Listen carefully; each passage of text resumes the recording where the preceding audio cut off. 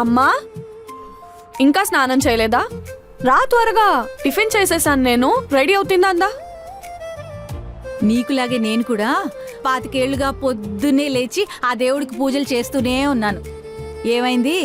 ఆ లక్కీగాళ్లాగా లక్కున్న ఓ కొడుకును ఇవ్వలేదు, పైగా ప్రేమించి పెళ్లి చేసుకున్న మీ నాన్ని దూరం చేశాడు.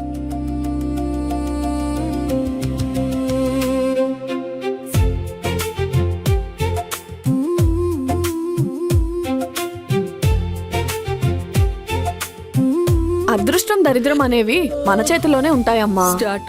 కానీ మనం కష్టపడి ఏదైనా పని చేసామనుకో, అదృష్టం మన చుట్టూ బెల్లం చుట్టూ ఈగ తిరిగినట్టు తిరుగుతుంది. అదే కష్టపడకుండా లేజీగా ఉన్నామనుకో, దరిద్రం తిరుగుతుంది.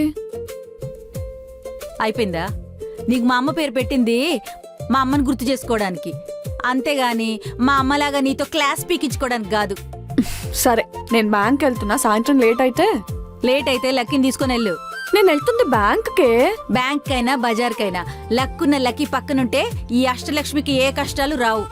వాడికే లక్ లేదు. లక్ కోసం తాళ్లు తాయిత్లు కట్టుకుని ఏ టైంకి ఏం చేయాలి, ఎప్పుడు ఎక్కడ ఉండాలి అని దారిని కనిపించే స్వామిలందరినీ అడుక్కుంటూ ఉంటాడు. వాడు నాకు లక్ తెచ్చిపెట్టి నా కష్టాలన్నీ తీర్చేస్తాడా?